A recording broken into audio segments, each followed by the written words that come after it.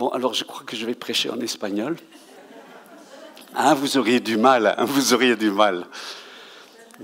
Ça m'est arrivé une fois, lors d'une prédication,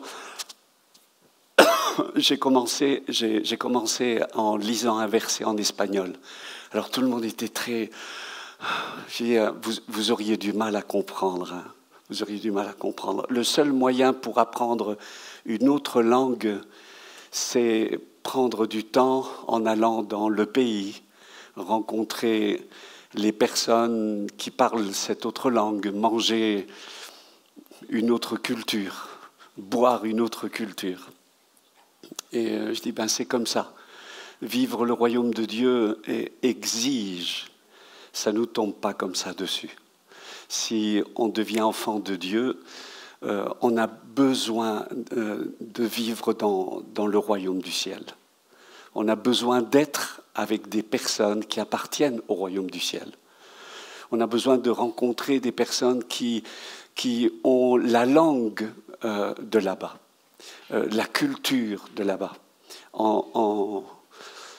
J'espère que je ne suis pas enregistré, hein, parce que je n'ai pas encore commencé le message. Je suis dans la période de rodage et de chauffe.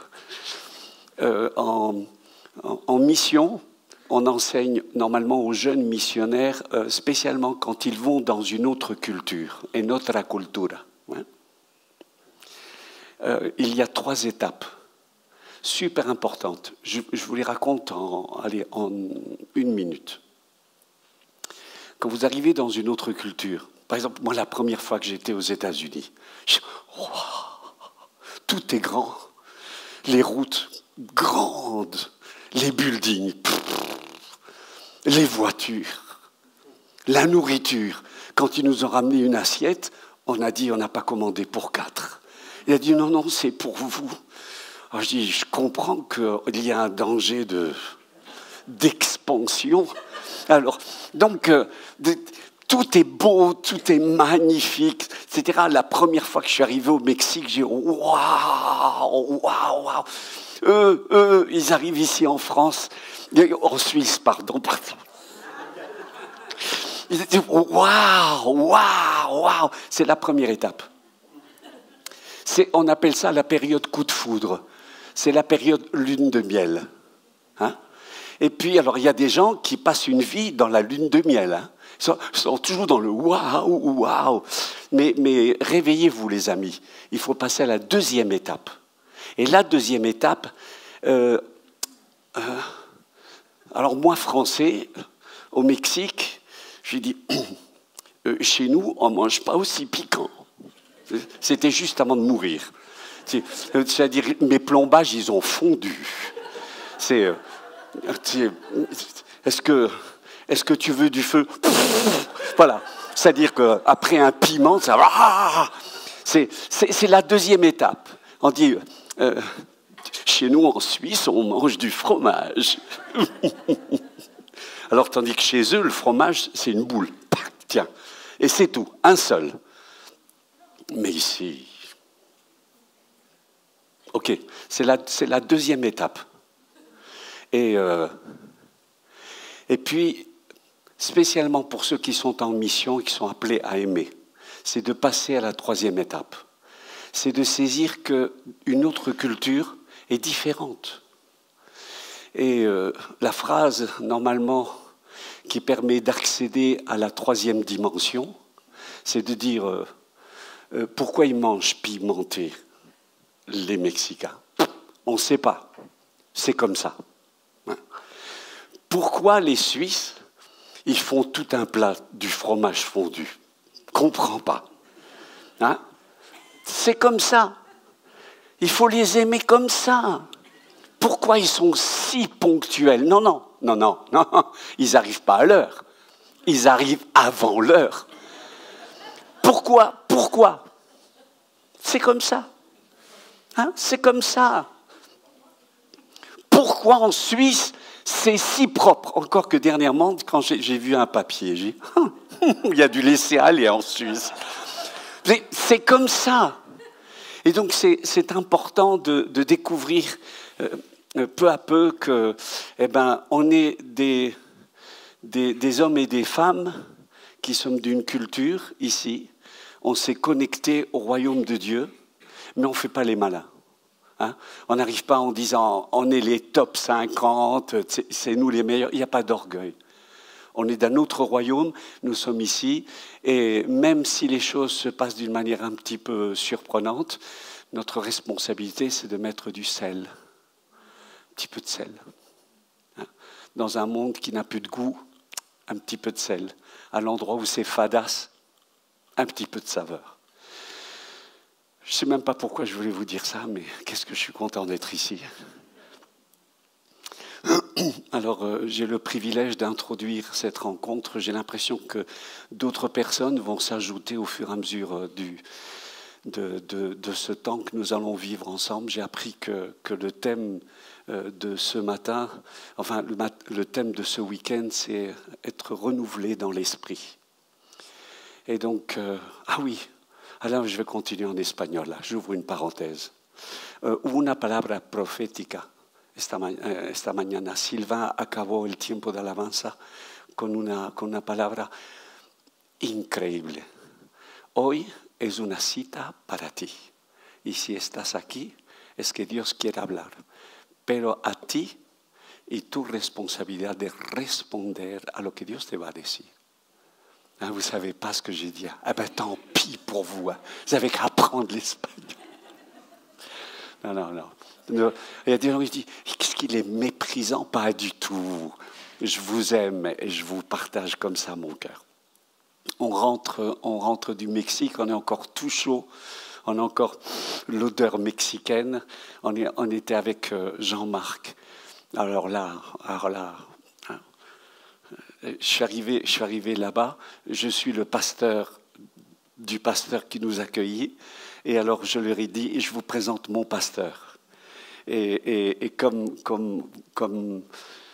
enfin, alors, ben voilà, c'est ça ce que je voulais vous dire, quoi. C'était sur la plateforme, il y avait plusieurs générations de pasteurs. Et c'était un privilège. Jean-Marc a partagé, pas cette semaine, mais la semaine précédente, tout un week-end sur la délivrance. Et il y a 12 000 personnes qui ont suivi le message de la délivrance, que ce soit en présentiel, que ce soit en virtuel, au travers de la vidéo, du Zoom, etc. Et c'est toujours très important, très riche, de rappeler des choses tellement basiques que Jean-Marc a rappelé à maintes reprises, que la délivrance, c'est pas un show, c'est pas un spectacle, c'est pas un machin, c'est pas un coup de baguette magique qui transforme une vie. Il a rappelé des choses basiques. La délivrance, c'est un processus. La délivrance, c'est pas seulement, oui, ça, merci Seigneur, parce que ça nous fait du bien, ça nous guérit, mais la délivrance, c'est, selon Luc chapitre 1, c'est délivrer pour le servir sans crainte. C'est l'objectif pour mieux le servir. Et il y a eu plein de témoignages de guérison, plein de témoignages de délivrance et des témoignages qui se poursuivent. J'ai entendu cette remarque de plusieurs responsables qui disaient « on attendait avec impatience ». On attendait avec impatience ces temps de prière. Alors je leur ai rappelé, c'est bien de temps en temps de se faire le ménage régulièrement. Et ce n'est pas nécessaire d'attendre 2 ans avant un temps de délivrance. Mais comme on se brosse les dents tous les jours, de la même manière, on a besoin de demander au Seigneur de nous purifier. Bien. Voilà, c'était l'introduction, c'était 3 petits mots de réflexion, c'était le commencement, quoi. Bien. Seigneur, aide-moi à ne pas être trop long, à ne pas m'éparpiller. Seigneur, accorde-moi de la grâce pour communiquer ce que tu as mis sur mon cœur. Et accorde la grâce aussi à chacun de nous pour accueillir le message. Et puis je te prie spécialement que tu renouvelles et que tu guérisses Plusieurs ont besoin de guérison, plusieurs ont besoin d'être renouvelés. Seigneur, moi je te prie que ceux qui vont mourir ici, qu'ils puissent mourir en bonne santé. C'est-à-dire qu'ils ne soient pas obligés de mourir en état de décomposition.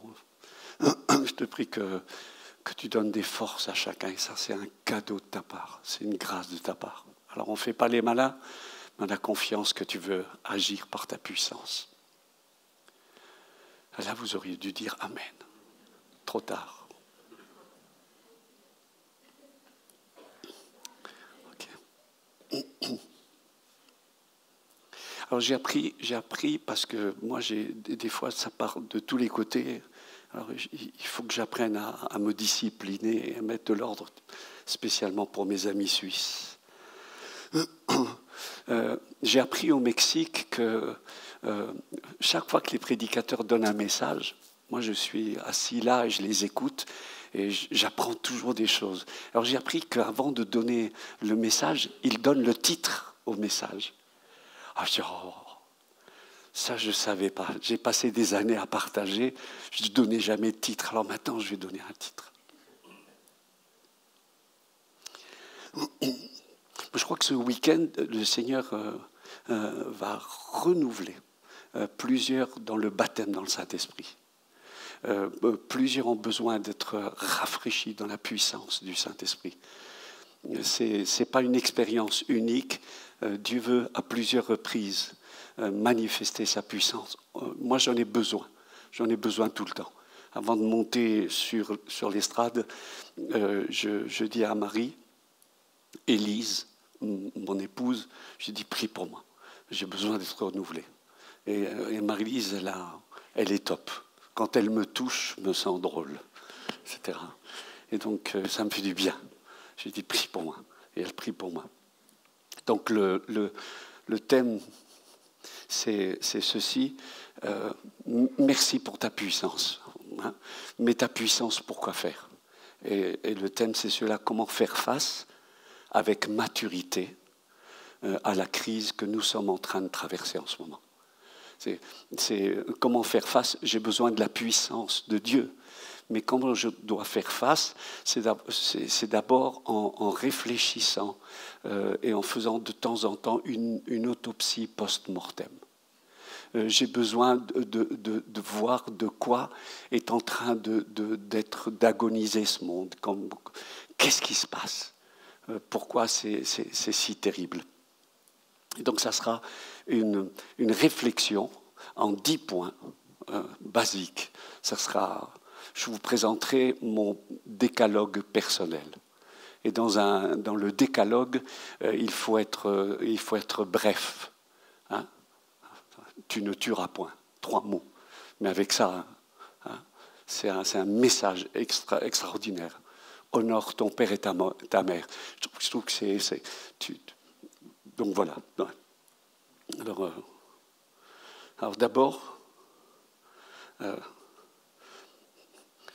ce que nous sommes en train de vivre, c'est une crise sans précédent. Mais c'est quelque chose que moi, je ne pouvais même pas imaginer, réfléchir. Alors qu'il y a des penseurs, il y a 100 ans, un certain monsieur, un Anglais, je crois, Chesterton, hein, il a décrit ce qui allait se produire dans notre société 100 ans à l'avance. On est dans une crise sociale, dans une crise culturelle, que ce soit dans une crise dans la sphère familiale, dans la sphère politique, dans la sphère sociale. C'est fou.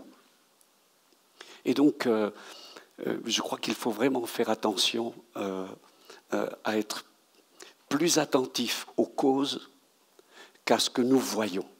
Encore que ce que nous voyons, c'est terrifiant. Maintenant, on est en train de légiférer sur le droit au choix de ton identité.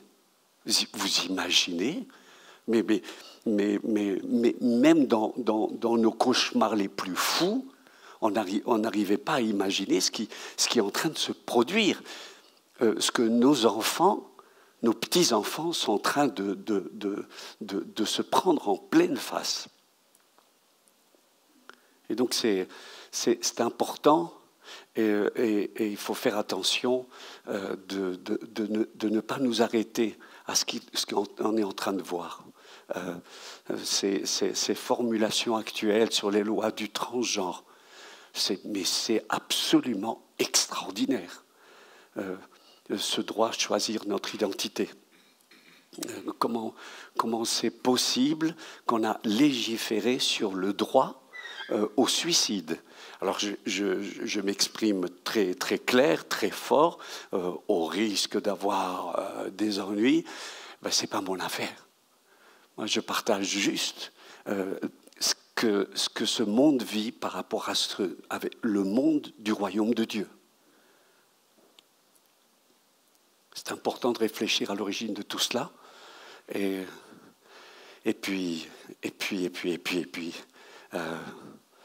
il y a ce texte de 2 Timothée chapitre 3, verset 1, « Sache que dans les derniers jours, il y aura des temps difficiles.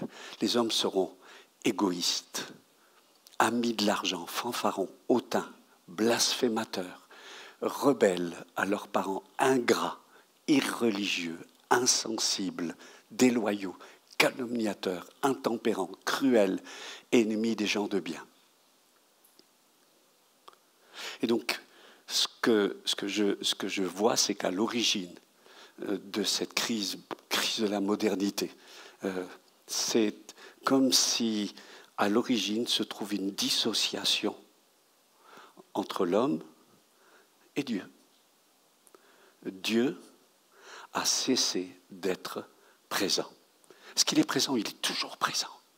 Mais c'est comme si l'homme choisit de se déconnecter de Dieu, quand Dieu cesse d'être présent. Donc la vision du monde dans la vie n'est plus entre les mains de Dieu, mais entre les mains de ceux qui vivent dans ce monde.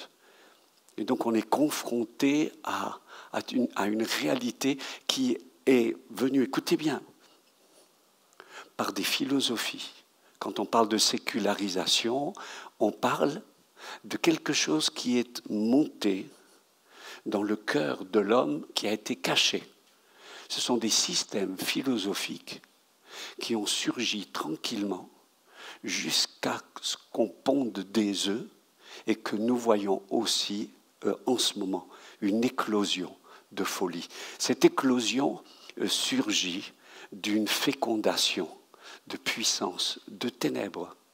Alors les puissances des ténèbres agissent dans ce monde et on fait des délivrances parce que des esprits ont affecté les corps. Mais il y a des esprits qui sont beaucoup plus élégants. Moi, je les appelle les esprits en costume cravate qui influencent la philosophie de ce monde.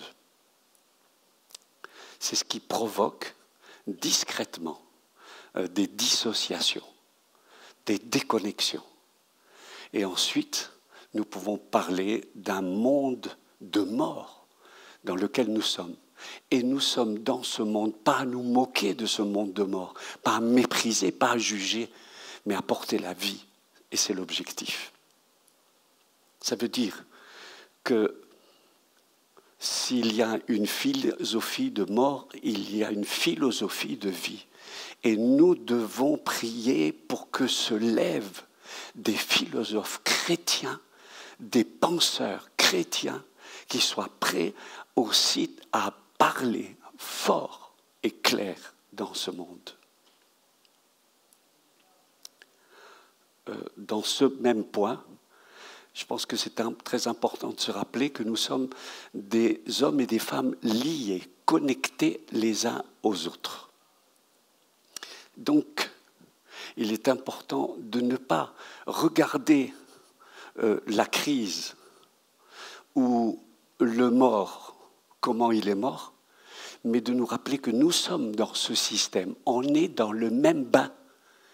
Et la crise qui est là est en train de nous affecter, nous. Et vous le verrez dans la suite. Ne pas croire que la crise, c'est pour eux. Mais la crise est en train de nous affecter. L'humanisme, la sécularisation est en train de nous affecter, nous. C'est le premier point. Deuxième point. Et je vais, justement. Je ne suis pas spectateur de la crise. Ne pensez pas que je ne suis pas affecté par la crise. Je ne veux pas être assez naïf pour croire que j'ai une capacité critique assez haute pour m'élever au-dessus du débat de cette crise qui est actuellement dans ce monde. Je ne regarde pas de l'extérieur. Je suis à l'intérieur et je suis affecté. Cette crise qui a lieu dans ce monde, ce bombardement constant, culturel, médiatique, constant, est en train d'exercer une influence. Pourquoi je le dis ? Parce que l'Église, en termes généraux, est en train de baisser son niveau de sainteté. C'est choquant de vous dire ça. Je crois qu'en matière de sacrifice, de mortification, d'austérité, quelque chose a affecté le peuple de Dieu. Et là, j'ai pas trop de temps à perdre, ni vous, ni moi. Mais souvenez-vous, quand vous avez reçu Jésus, votre radicalité. Je me rappelle, moi j'étais un hippie avec les cheveux longs, propres. Je lis dans la Bible, c'est une honte pour l'homme d'avoir des cheveux longs. J'ai dit, ouais, ça c'est culturel. Puis j'ai pris ma Bible, j'ai fait comme ça, tac, j'ai tourné, je suis tombé dans Ézéchiel. Brûle tes cheveux, coupe-les, jette-les au loin. J'ai dit, qu'est-ce que je vais discuter avec ça ? Je suis descendu, j'ai pris une paire de ciseaux, tcha. Jeanne d'Arc, avant de la brûler, c'était moi ça. Je me suis massacré. Tous mes CD de Pink Floyd, Led Zeppelin, Kennedy, etc. Mes habits, je les ai tous donnés. Je me rappelle à cette époque, j'avais 100 francs, c'est 15 € maintenant. J'ai dit, c'est pour le Seigneur, plus rien du tout. Mais c'était une radicalité absolue. C'était l'époque du Jesus People. Tu allais une réunion, 800 km, tu les faisais. En voiture, pas du tout. En stop, Marie-Élise. En mobilette, elle allait aux réunions. Elle était trempée comme une soupe.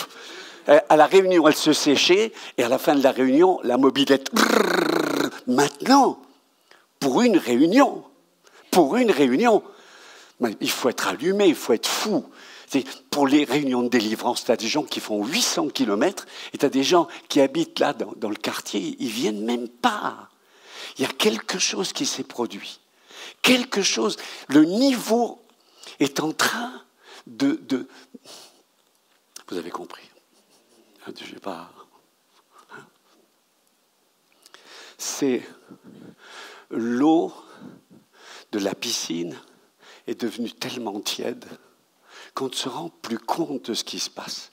Mais ça affecte le niveau de sainteté, de consécration, les messages de sainteté. On ne sait plus ce que c'est. Moi, je me rappelle qu'à une offrande, il y avait une jeune gitane avec les cheveux magnifiques. Elle dit, tu dois donner tout. Tu dois faire un sacrifice qui te coûte. C'est marqué un texte de l'Ancien Testament. C'est dans la bouche du roi David. Je n'offrirai pas à l'Éternel un sacrifice qui ne me... Calme-toi, Vincent. Tu es en Suisse. Tu parles des convaincus. Dans le panier à offrande, il y avait des cheveux. Je me dis, mais qu'est-ce qu'on allait faire avec des cheveux ? À la limite, faire une perruque à un chauve. Mais des cheveux. La fille, elle a coupé ses cheveux pour l'offrir au Seigneur. Elle dit, c'est ce que j'aime le plus de moi. Elle l'a donné. Il y a une jeune femme qui a donné une bague. Mais qu'est-ce qu'on allait le faire avec? C'était sa bague de fiançailles. Je crois que il y avait un diamant. Moi, j'ai une bague, là, j'ai perdu. Marie, elle a perdu la sienne. J'ai dû récupérer une autre. Ouais, non, je l'ai coupé, mon amour. Ton doigt était comme ça, etc. Et qu'est-ce qu'on allait faire avec une bague? Je dis, bonjour, j'ai un diamant, je voudrais vous. Elle l'a offert. Il y a quelque chose qui s'est passé.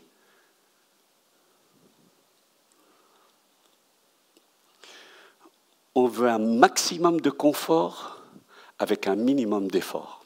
Et on râle bien, parce que la chambre qu'on a, elle n'était pas parfaitement nettoyée. Nous, quand on avait une natte, on était contents.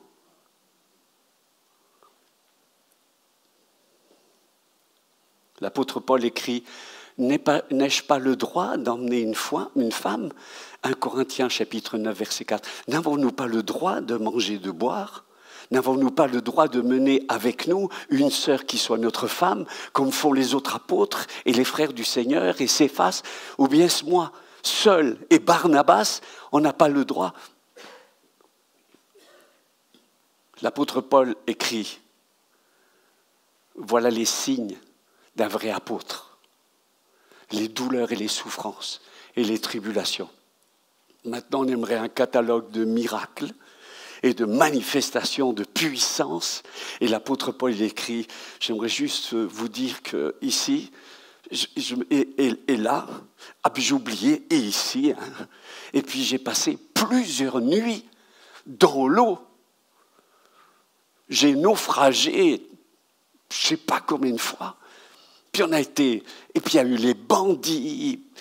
2 Corinthiens chapitre 12, verset 11, j'ai été un insensé, vous m'y avez contraint, c'est par vous que je devais être recommandé, car je n'étais inférieur en rien, un apôtre par excellence, quoique je ne sois rien. Les preuves de mon apostolat ont éclaté. En quoi j'ai été traité moins favorablement? Comme le monde change, comme un miracle nous fait dire « Waouh !» Et l'apôtre Paul dit, moi j'étais lapidé. On a été plus affecté qu'on ne le pense. Et puis ensuite, sans parler du matérialisme qui s'est emparé, à tel point qu'on soit devenu vulnérable profondément au-dedans de nous-mêmes. Parce que ce qui se passe dans ce monde, c'est comme si cette ambiance de satisfaction immédiate. Hein? Faut les voir, les gens, comme ils se comportent quand ils ont faim. Eh bien, même les chrétiens aussi. Hein? Quand la voiture de devant au feu rouge passe au feu vert et puis qu'elle ne bouge pas, c'est « Allez, je vais au culte, quoi. Allez. » Puis tu te rends compte que c'était un chrétien qui était devant. Vous n'êtes pas bien là après, hein? Faire attention.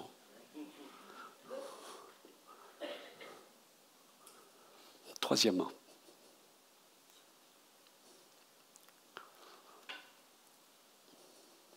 et voilà, je crois qu'ici vient ma première contribution.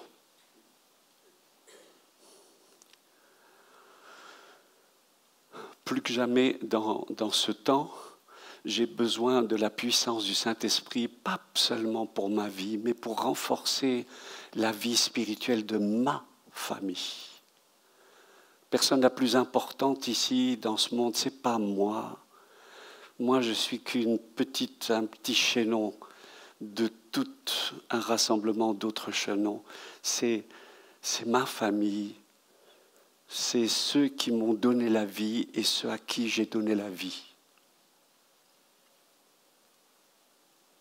Teresa de Calcutta a dit 2 choses, j'ai trouvé très intéressantes. On lui a posé la question, qu'est-ce que changerez-vous dans l'Église? Elle a répondu, je me changerai moi-même Et la deuxième des choses, j'irai voir ma famille et j'écouterai ma famille pour savoir ce qu'ils disent de moi, ce qu'elle dit de moi. Je peux dire des tas de choses, moi, de ma famille, mais m'arrêter pour écouter les propos de ma famille à mon sujet m'aiderait beaucoup dans une conversion un peu plus profonde. Parce que nos enfants, ils peuvent être super aimants. Et qu'est-ce qu'on les aime, ces monstres? Mais qu'est-ce qu'ils peuvent être des fois féroces, hein, nos enfants, surtout ceux qui ont notre caractère. Ah, ceux-là, ils peuvent être tsac. Donc si vous désirez la puissance de Dieu pour changer le monde, rentrez chez vous. Et écoutez ce que ceux qui sont chez vous et qui vous connaissent bien, moi je ne vous connais pas. Vous êtes beaux, vous êtes suisses, vous êtes merveilleux. C'est normal. Hein? Mais c'est à l'intérieur de chez vous que les perspectives sont fixées. Donc, une des réponses à ce temps de crise, avec le constat, j'ai besoin de juste faire un retour et de temps en temps m'arrêter à réfléchir sur ma propre conversion. Parce qu'on est en fait dans une crise de sainteté. Et c'est important. Moi, j'ai déjà entendu des tas de messages sur la sainteté, être mis à part, etc. Mais c'est aussi cette parole, je l'ai notée, 1 Pierre chapitre 1, verset 15. C'est un jour, le Seigneur m'a saisi et les mots qui sont sortis de ma bouche, c'est « Soyez saints, car je suis saint ». J'ai repris les textes, mais c'est vrai. Dieu dit « Soyez saints, car je suis saint ». Soyez saints parce que je suis à part et différent et parce que c'est un concept théologique extrêmement profond et impossible à transmettre. Ouais. Mais il y a un pécheur qui a vécu 3 ans avec Jésus, qui a eu ses hauts et ses bas, qui était grande gueule, hein, n'empêche qu'il a été saisi, puissamment utilisé par Dieu, et voilà ce qu'il dit. 1 Pierre chapitre 1, et c'est le verset 15. 1 Pierre 1, verset 15. Mais puisque celui qui vous a appelé est saint, vous aussi soyez saints dans toute votre conduite, que votre comportement soit différent. Selon qu'il est écrit, vous serez saints, car je suis saint. Et si vous invoquez comme Père celui qui juge selon l'œuvre de chacun, sans exception de personne, conduisez-vous avec crainte pendant le temps de votre pèlerinage. C'est le texte qui est repris de Lévitique, chapitre 11, verset 44. Lévitique 11, 44. « Car je suis l'Éternel, votre Dieu, vous vous sanctifierez et vous serez saints, car je suis saint. » Lévitique 19, 2. Il n'est pas facile, le livre du Lévitique. Mais les 2 livres que les contemplatifs, les hommes et les femmes qui ont passé des années dans la prière, vous savez que c'était le Cantique des Cantiques, et je vous le donne en 1000, le Lévitique, d'une profondeur absolument extraordinaire, qui déclare « Soyez saints ». Lévitique 19, 2, « Soyez saints, car je suis saint, moi l'Éternel, votre Dieu ». Lévitique 20, verset 7. « Vous vous sanctifierez et vous serez saints, car je suis l'Éternel, votre Dieu. » Lévitique 11, 44, je l'ai lu. Lévitique 11, 45, « Car je suis l'Éternel qui vous ai fait monter du pays d'Égypte pour être votre Dieu et pour que vous soyez saints, car je suis saint. » Alors je reconnais que quand on s'est converti, si on était fou de Jésus, mais alors fou de Jésus. Et quand le pasteur de Marie-Élise a dit à Marie-Élise de mettre un foulard, elle a mis le foulard. Je dis que c'était moche. Mais je t'aime, mais moche quand même, etc. Mais elle le faisait par amour et par passion. Et bien du coup, je l'ai trouvée belle. Et voilà. Et comme quoi, etc. Et les robes longues. C'était tellement long avec le foulard que le diable, il aurait pu rentrer dans une réunion, on ne l'aurait même pas remarqué, foulard, etc. On n'aurait pas vu ses pattes, etc. C'était à cette époque, plus t'es moche, plus t'es sain. Enfin, plus... non, là je parle au millénaire précédent. Parce que moi, à cette époque, c'était pas possible. Hein, etc. Les machins, nada. Se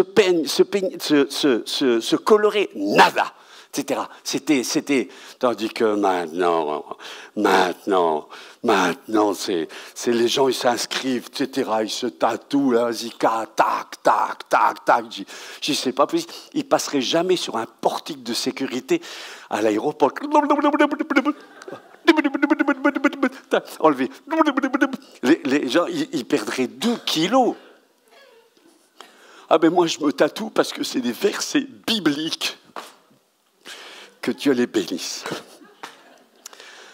Donc, c'est pas évident. Hein. Les temps ont changé, mais dans le monde, ça s'est installé. Et ensuite, les pasteurs, ils me disent, Vincent, qu'est-ce que tu répondrais? Parce qu'il y a mon fils qui fait son 8e tatouage. Je dis, coupe-lui le bras, va, etc. Non, ne lui coupe pas le bras, là. Tu sais, il fait ce qu'il veut. Mais est-ce que tu as déjà vu une Ferrari avec des décalcos? Hein? Bon. Vous m'aimez toujours? Vous pouvez effacer tous les trucs sur l'audio, etc. Ça, non, pas bien, ça, pas bien, etc. Mais ça fait rien, j'assume. Numéro 4. Et d'autant plus, pendant que j'y suis, tiens, maintenant que je me laisse aller, j'en profite, hein, j'ai le micro. Et vous imaginez, d'autant plus que maintenant, il y a des artistes qui ont une influence, avec des voix, etc. Et ils sont écrites partout. Marlise, tu te rappelles quand tu faisais du porte-à-porte, quand tu étais à l'époque de... Tu te rappelles, frapper à la porte, tu étais avec un garçon que vous aviez sorti de la misère, etc. Il s'était converti. Le gars, il était tatoué. Il était en prison, il s'était tatoué le visage. C'était machin, ni Dieu, ni maître, c'était, etc. Puis il est devenu chrétien. Ben, c'était chrétien, mais il était tatoué. Et donc, il frappe à la porte. Et alors, il y avait un enfant qui a ouvert la porte. Le petit garçon l'a regardé. Il dit, maman, il y a un monsieur tout gribouillé.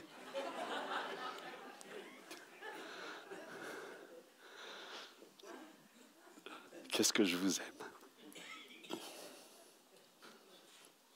4.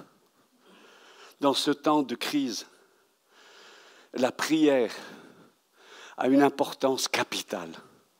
Le temps qu'on a passé, que j'aurais aimé, j'ai failli dire, Sylvain, continue. Les temps de prière, les temps d'intercession, les temps de louange, les temps d'adoration sont des temps absolument fondamentaux. Mais attention, hein, je vais le dire avec un petit peu de mesure. Jouons pas au malin et ne tombons pas dans le triomphalisme que je flaire parce que ça pue.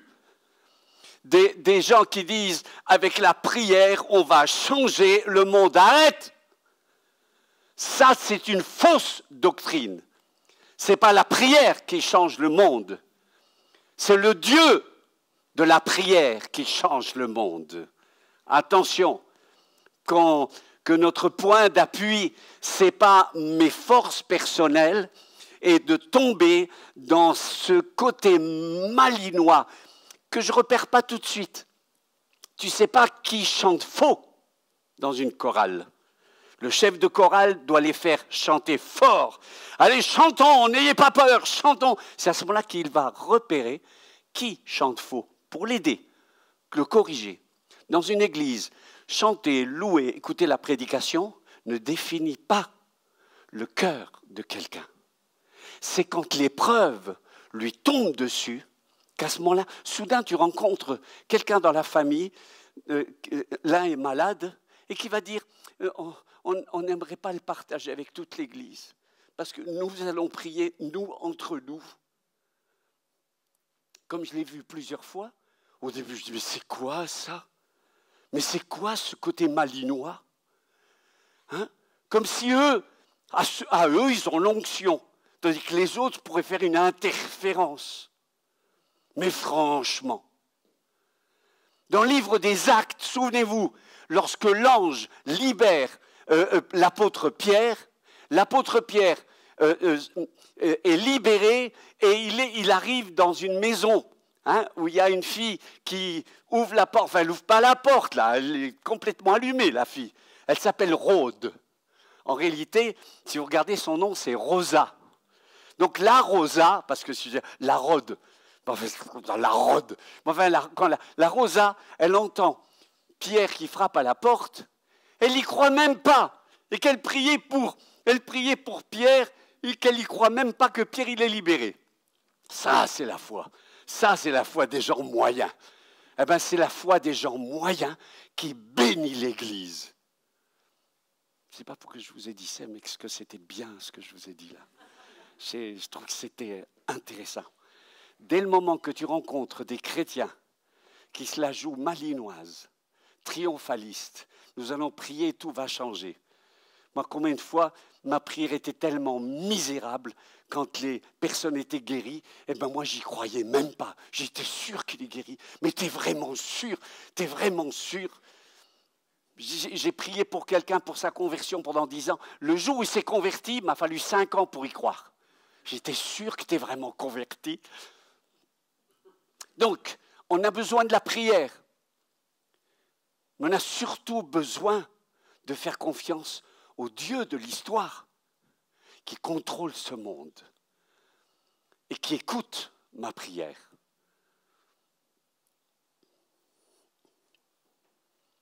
Je m'appuie sur ma prière, mais ce n'est pas mon libre arbitre qui définit. C'est ma confiance que celui qui contrôle l'histoire, il écoute la prière parce que c'est enrobé de grâce. Vous êtes avec moi? C'est ce chemin de sainteté que Dieu désire que nous vivions chaque jour. Parce que on sait que chacun de nous, on sait quel est le terme que je peux utiliser, là où notre chaussure nous fait mal. Et nous savons chacun de nous ce à quoi Dieu nous appelle dans le jour après jour.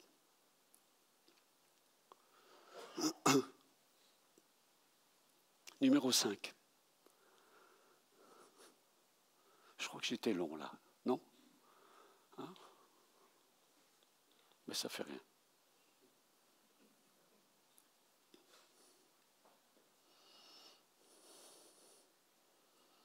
J'ai besoin de discerner dans ce temps quels sont mes dons. Et ce n'est pas pour faire le malin. J'ai besoin de savoir quels sont mes dons.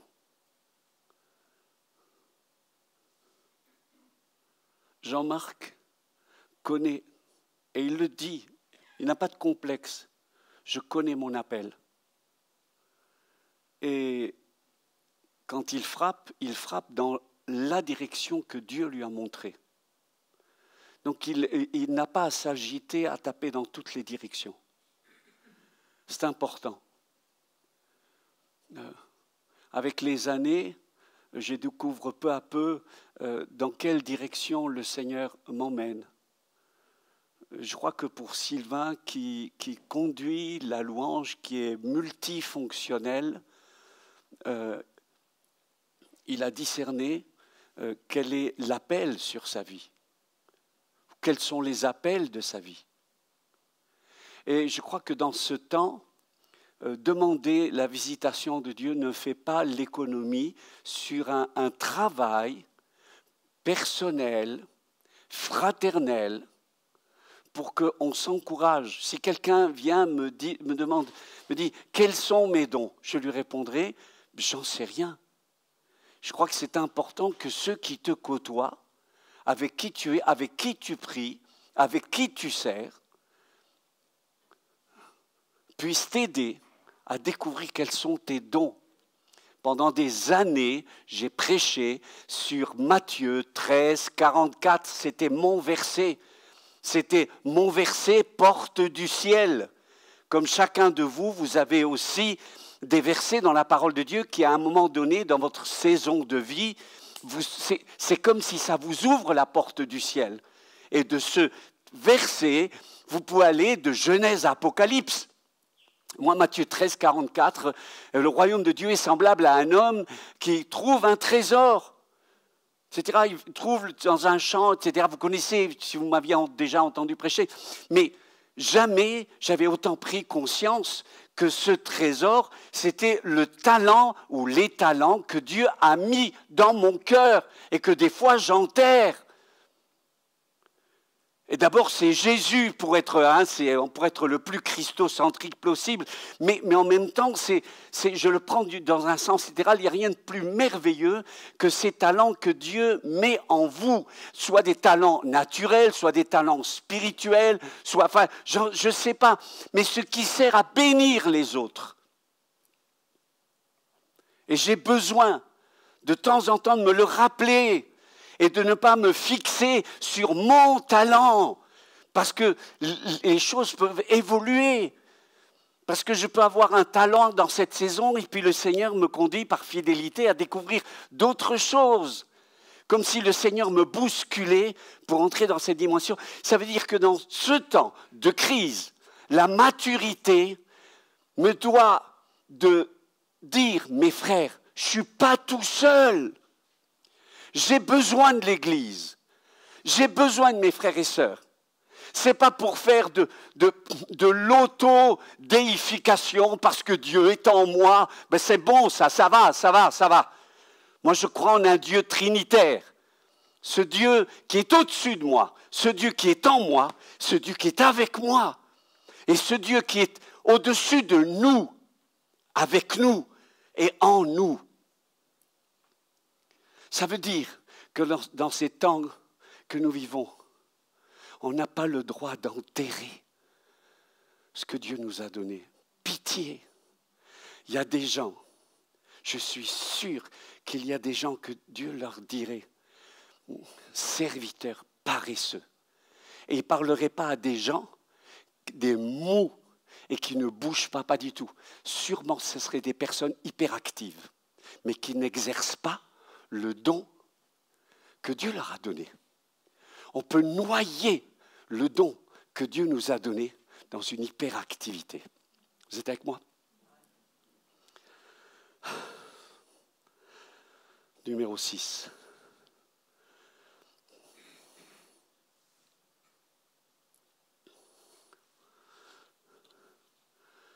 Le verset, c'est Éphésiens chapitre 5 et verset 14. En effet, tout ce qui apparaît clairement devient lumière. C'est pourquoi on dit « Réveille-toi, toi qui dors, lève-toi du milieu des morts, et le Christ t'éclairera de sa lumière. » Le 6e point, c'est celui-ci. C'est l'ennemi actuellement se frotte les mains par le découragement qui est en train de se manifester dans l'Église. Parce qu'on appelle à la mobilisation générale et les gens ne répondent pas toujours. Alors soyez rassurés, nos réunions à nous, tout au début, c'est vrai, de temps en temps, il y avait une convention importante, mais nos réunions à nous, on était 7, 8, mais on était fous. On chantait comme si on était 1000. On était contents. Quand on avait un qui s'avançait à l'appel, on était tout fou. Comment le soigner, quoi. Hein? Puis maintenant, on en a 5, puis 10, puis 15, puis 20. Et puis c'est devenu presque normal. Donc il faut aussi relativiser. On était tellement émerveillés de voir une personne venir au Seigneur. Et on n'a pas le droit de s'endormir. Le pire que Dieu est en train de faire, c'est c'est d'infiltrer la passivité au sein du peuple de Dieu. Ça va tellement vite, ça va tellement vite.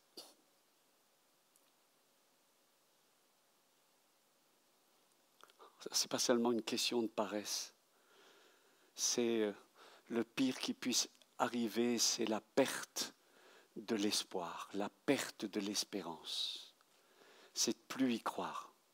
C'est on s'est pris tellement de coups qu'on y perd même notre enthousiasme.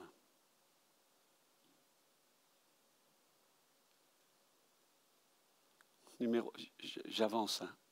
C'est remarqué, hein. Numéro 7. Dans ce temps de crise, vous savez où se trouve la maturité aussi? C'est perdez pas le sens de l'humour. Ça fait drôle, ça. Perdez pas le sens de l'humour. De temps en temps, j'écoute Jean-Marc Bigler, qui aborde le thème de la délivrance. Il nous raconte des trucs tellement horribles, avec des détails, etc. Moi, je tourne de l'œil, s'il te plaît, etc. Quand j'entends les gens qui vont... Je dis, oh, ça donne envie de vomir, etc. Ah, puis, etc. Puis les odeurs, et puis la mauvaise haleine quand les gens souffrent. Je dis, oh, ça fait des courants d'air avec des cimetières. Oh là là là là, oh là là, oh là. Alors, de temps en temps, Jean-Marc, il nous sort un petit gag. Alors, du coup, ça détend l'atmosphère. J'ai dit, il n'y a rien de mieux qu'un petit peu d'humour. Dans le numéro 7, je pourrais lire le texte. N'oubliez pas ceci, la statue. Hein, vous savez, cette statue, ses pieds, oh, c'est trop beau ça. C'est un mélange de fer et d'argile. Cette statue monstrueuse, elle est fragile. Là, normalement, vous aurez dû partir dans un éclat de rire. Bon, allez, je vous en donne une autre. Ce qu'on a chanté, moi j'étais en train de, moi j'avais mes petites notes et j'étais en train d'écouter le chant que Sylvain était en train de conduire. C'était une partie du psaume 2, je ne sais plus dans quel chant c'était. L'Éternel se rit alors que les nations s'élèvent et se moquent, etc. Le Seigneur, il fait... Et vous croyez quoi? Vous croyez que vous allez détruire la puissance de Dieu? L'Éternel se rit. À la Suisse. Hein? À la française. À la mexicaine. Vous imaginez? On revient aux Suisses.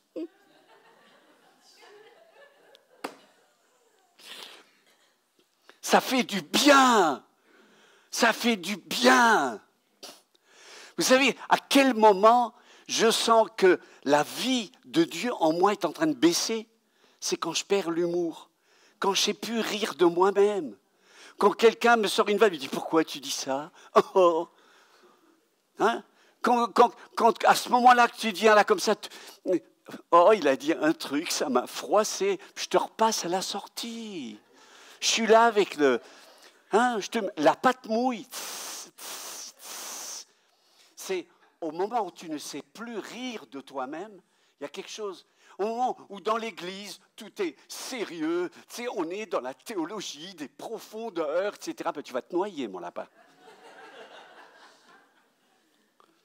Moi, je me rappelle, j'étais bouleversé dans les premiers mois de sa conversion. Mon cousin, on l'appelait l'handicapé mental. Le gars, il a vécu des traumatismes, si je vous les raconte, vous pleuriez. Sa famille a été massacrée, une horreur. J'ai pas de mots. Mon cousin se convertit, s'appelle Antoine. Et puis on va à l'école biblique ensemble. Et on tombe dans une conférence théologique avec Henri Blocher. C'est-à-dire, et enfin, il y avait des cheveux blancs de partout. C'était du niveau intellectuel. Attends, je fais pas ça. là, voilà, ça atteint les hauteurs. 2 jours, est-ce qu'on peut perdre son salut? Nous, on était des nouveaux. Dans le fond, on a l'impression que c'était tennis. Tennis,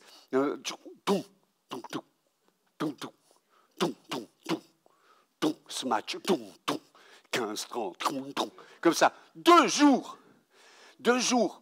Est-ce qu'on peut perdre, oui, le calvinisme, etc. Et mon cousin, il est à côté de moi, il dit, j'ai dit, baisse la main, t'es un jeune, toi, ici, t'es mort. Tu te tais. Et alors ça continue pendant. Les gens, ils se levaient, ouais, ils parlaient des trucs avec un langage. Je croyais, j'ai dit, mais on est en France, on est en Suisse. Je ne comprenais pas. Et tout à la fin. Et alors, sa fille s'est fâchée, ils allaient manger, ils revenaient, et on reprenait encore une dose. Et tout à la fin, mon cousin, alors moi j'ai pris quelque chose dans mon sac, mon cousin se lève. J'ai dit, oui, est-ce que le jeune homme voudrait dire quelque chose? Je dis, c'est pas vrai, c'est pas vrai. Il dit, vous savez, concernant le thème de perdre ou non son salut, j'aimerais vous dire que chez moi, à côté de mon lit, j'ai une lampe de chevet. Je dis, on est mort. On est cuit. Il dit, vous savez quoi? Quand la lampe de chevet elle est branchée, c'est allumé. J'appuie le bouton et ça marche. Il dit, vous savez, ce n'est pas une question si on perd ou non son salut. La grande question, c'est est-ce que je suis connecté aujourd'hui? Il y a un silence. Mais les théologiens, ils sont devenus tout blancs. Ça. Et le maître de séance, il a dit comme ceci. Je crois que cette parole de sagesse de ce jeune homme va clore ces 2 jours de réflexion. Alors moi, je me suis levé, je lui ai dit, c'est mon cousin là. Ah, c'est mon cousin là. J'aimerais vous dire que c'est...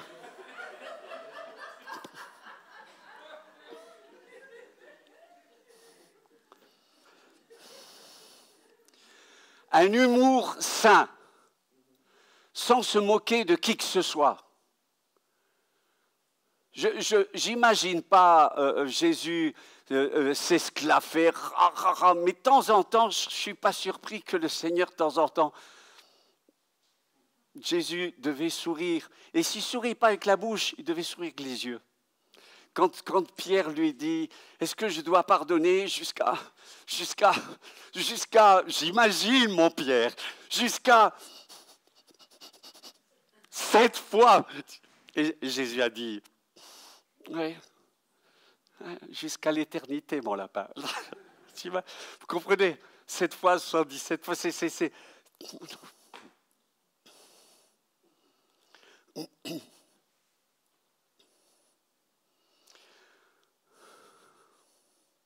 J'écris tant de choses. Ouf. J'étais à quel point là? Numéro 7. Numéro 7.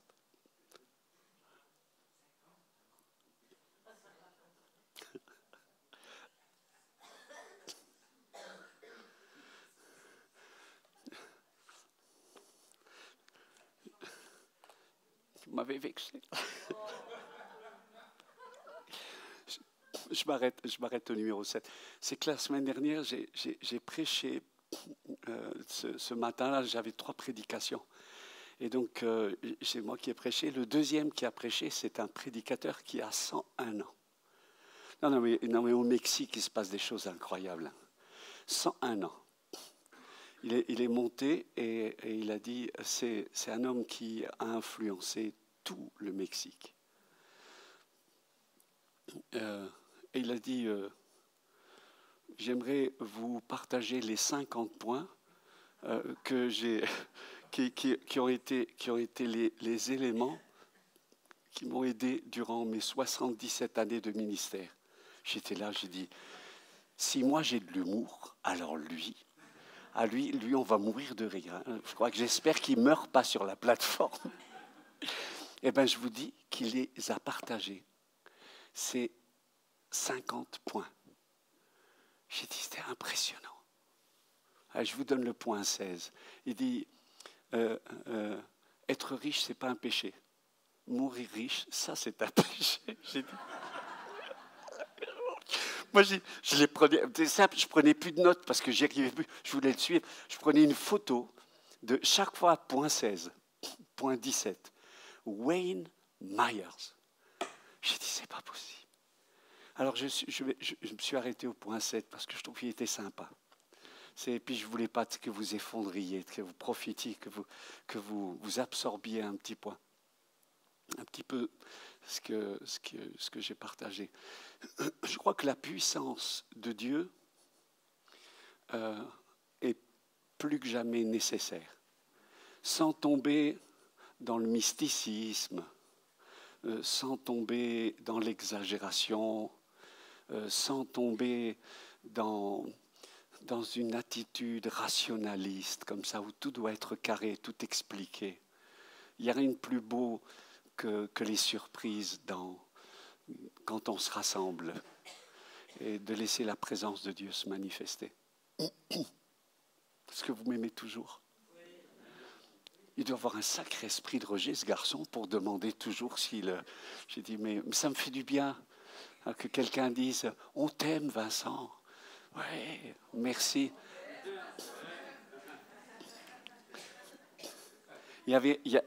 Ça s'est passé, c'est authentique, ça s'est passé dans une église. Normalement, le message est fini. C'est fini. Normalement, à ce moment-là, Sylvain monte pour nous conduire un chant de louange et d'adoration. Mais ça, c'est authentique. Hein, ça s'est passé dans une église. Le prédicateur, les pasteurs, on en a quelques-uns comme ça ici infiltrés discrètement dans cet auditoire. Les prédicateurs et les pasteurs ne sont pas toujours au top de la gloire, de l'inspiration, et quand ils montent sur la plateforme pour apporter la prédication, ben, ils sont pas toujours. On a l'impression qu'ils montent à l'échafaud, etc. Quelqu'un dit que la prédication, c'est la torture, c'est la douce torture du prédicateur. Ça leur fait souffrir toute la semaine, comme ça, ils sont à l'agonie. Puis quand ils montent comme ça. Ils sentent qu'ils vont se faire, etc. Et bien, il y avait ce pasteur qui est monté un petit peu raplapla. Et il a commencé à prêcher un peu de type raplapla. Hein. Mes frères et sœurs, nous sommes tellement dans la joie d'être ensemble. Oui, ce genre. Hein.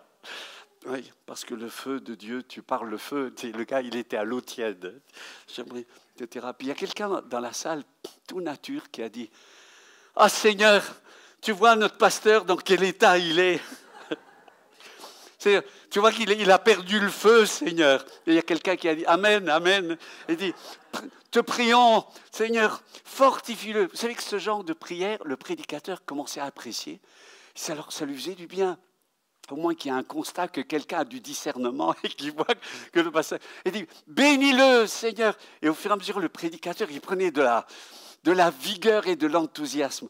On a besoin d'enthousiasme. Vous imaginez, un jour, je suis heureux, je suis chrétien.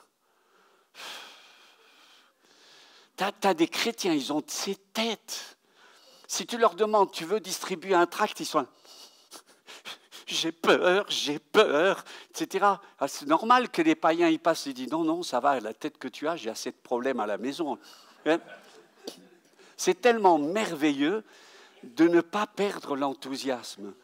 Qu'on soit jeune ou qu'on soit ancien, qu'on soit dans la joie ou dans la peine, il y a des gens qui me disent « Comment tu vas ?» Moi, je réponds. Des fois, je suis en haut, des fois, je suis en bas. En haut, en bas, le Seigneur est toujours avec moi. Voilà, comme ça, au moins, c'est clair. Je dis « Ah bon, t'es comment ?» Je dis « Je suis bien.